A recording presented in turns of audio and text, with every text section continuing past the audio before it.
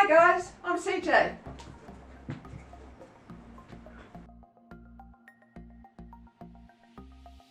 Hi, I'm CJ. My pronouns are she, her, and I am proudly intersex. I rise for intersex rights and the Darlington Statement, but I'm one of about 2% of the population, and I chose not to wear this red wig today. It's a bit garish, but we're as common as people with red hair, about 2% of the population.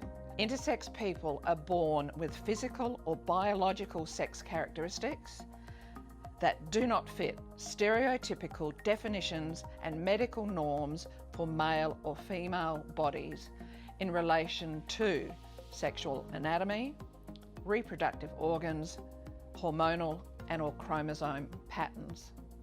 We've been around for a long time, we intersex people. In fact, we're pretty sure that there were even intersex dinosaurs. I'm really passionate about being intersex and changing things for intersex people. Signs that something was not quite right with me started appearing when I was about 10, and I wanted to be an Olympian.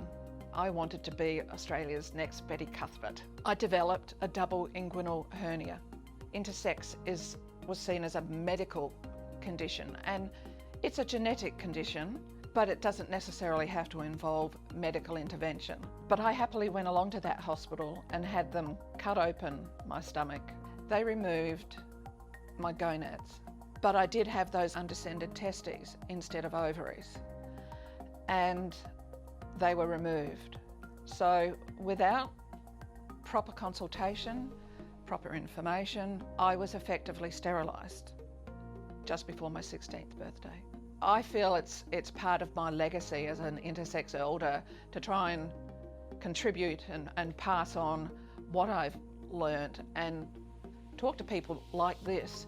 You know, this isn't easy, but if we don't talk about it, things won't change. Attitudes won't change.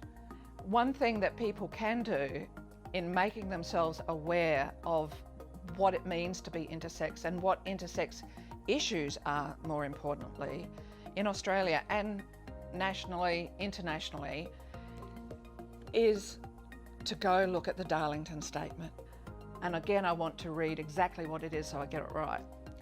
It is a joint consensus statement by Australian and Aotearoa New Zealand intersex organisations and independent advocates. It calls for changes to human rights and legal reform, health and well-being, peer support, allies, education, awareness and employment. Read the Darlington Statement and show your support for intersex people by affirming that statement.